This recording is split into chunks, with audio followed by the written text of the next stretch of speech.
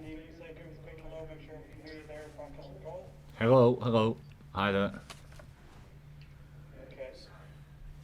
Alright, so obviously this goes split session. So first content is live and second section is embargoed written.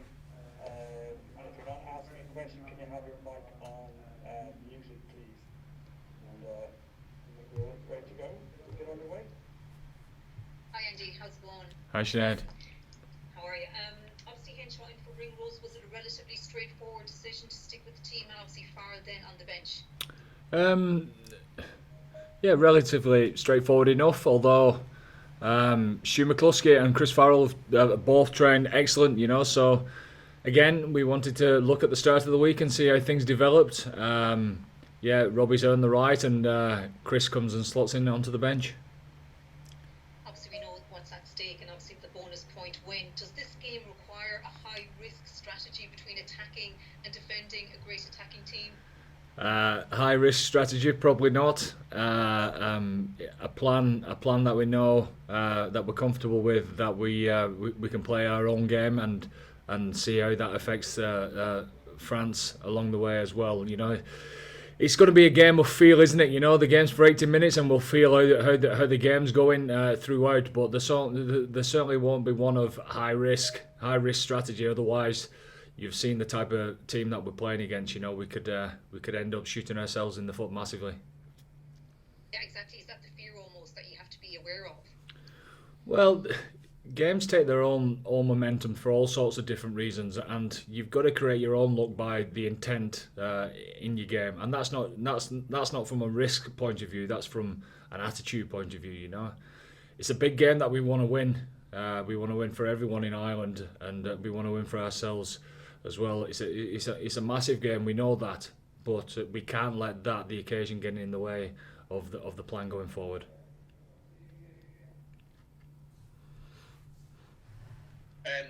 Andy, does the tactics change or the strategy change if you know you need 4 tries to win the championship? Not necessarily, because again, you could be completely on the back foot. You can get 4 tries and still lose the game. They're so dangerous. There's no point scoring 4 and they score 6. So we won't get what we want from that. So no, we'll stick to the plan and we'll see how it unfolds, and hopefully we can try and put enough pressure on the game to try and open it up somewhere along the line. But it's a tough old task, isn't it? That we know how the French, what they're capable of, and watching them last weekend, the formidable side, especially at home. They've got threats all over the field. The forward pack is one that's obviously very physical and very forward dominating regarding goal forward, set piece wise, etc. So there's a lot of things that we need to make sure that we handle first and foremost. Andy, it's Michael Corcoran here. Discipline and patience, are there 2 words that you'll be, I don't want to say preaching, but 2 words at the top of your agenda this week? Yeah, certainly discipline. You can't win any game if you've not got discipline. You know what you need in any game to win it. You need momentum. So discipline is obviously going to put you on the back foot. Patience, is that the word? We'd like to think it's just making the right decisions in the moment, playing what's the right thing to do at that moment in time. And if patience comes into that decision making, obviously we'll do the right thing regarding that. But we know what we want to be trying to apply, but it's being adaptable on the way as well. There must be a huge degree of excitement though within camp this week, is there? I mean, you're obviously close to everybody. Yeah, there is. It doesn't get any better, really. It's an unbelievable challenge ahead of us, isn't it? Just to go over there and to try and win a test match. It's an unbelievable challenge. So if that doesn't get you excited, then you don't deserve to be in a week like this in the first place. So we're 3 days into the week. We've had three great days of preparation. It's making sure that we get the back end of the week right before we get into the battle on Saturday. Andy Gorman here. Hope you're well. I just wonder what it would mean to you a year into the job to win the championship. Sorry, Ruth, I didn't quite hear that. You're a year into the job now. I just wonder what it would mean to you to win the championship this weekend. Wow, it'd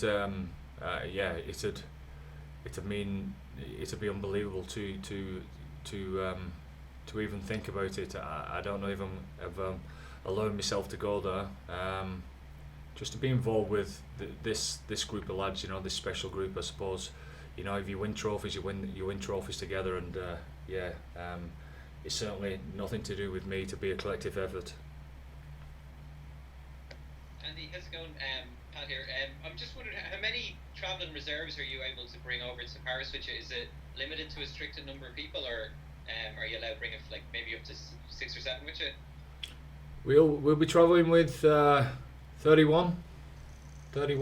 You're allowed 29 to warm up. You need to take a bigger squad with you now, obviously for COVID risk, etc. So you need to be prepared and have all bases covered. So we'll travel with 31 guys, 24 to 31 who will be prepared to step in at any given moment. Brilliant. And one of them, I suppose, then would have to be like a scrum half then with Jemison, maybe. Like, are you 100% happy with?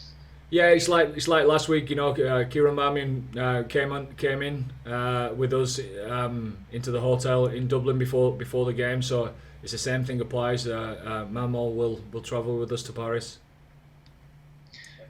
Andy, what gives you most confidence that you can get the job done on Saturday night? The togetherness, the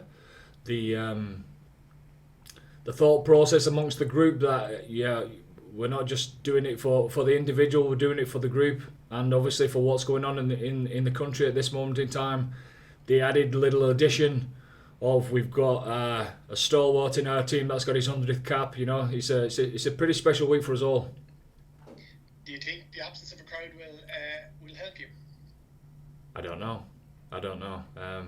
I thought we did pretty well last week at trying to create our own atmosphere, but France did exactly the same at home as well. So look, it's a daunting task. We've been there and we've won there before when there was a full house. This will be a little bit different, but the game's still the game. The clashes will still happen. The tactics will still unfold, and it's who handles that on the day the best will come out on top. Andy, just on the Andy, just on Keane and his 100th cap, and he's obviously had some terrible injuries over the years, but he looks really, he's been fresh and firing for a while now. Do you think his best is almost still ahead of him? Well, we'll see. I think the key word for Keane to describe him is resilience, and like any top player, I don't think they ever quite get comfortable enough to think that selection is just going to happen. And what's drove Keane on to be able to get to 100 caps is his fight to want to keep on improving, and over time he's understood himself, he's understood his body. I heard him say to you guys earlier in the week that he was a devilish kid and got away with murder as a youngster. But like any top line professional who ends up getting to this milestone, which is an unbelievable feat, he has been unbelievably professional in how he's looked after himself and how he's driven himself to try and get to this milestone. We honestly feel that it's an absolute privilege to be involved in this occasion with Kian.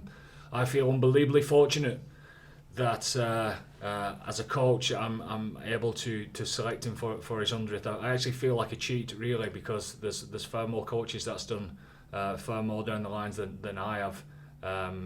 But the group feel unbelievably privileged to be involved in such occasion with Kian in such a big game as well. Okay, guys, last one in this section. Andy, how has the French defence changed under Sean Edwards? Well, the obvious thing is the line speed, but the only reason that you're able to get line speed is because they win collisions first. I think the forward pack is a mobile forward pack. It's different to to what's happened with the French forward packs before. The forwards are dominant collision winners first and foremost. The pressure that they put on at the breakdown allows slower balls, so therefore they're able to set and get off the line. That's it in a nutshell. And if you get those pieces right before that I've just explained, you're able to put line speed and pressure onto the opposition attack, and that's been the biggest difference. Okay guys, we're going to switch into the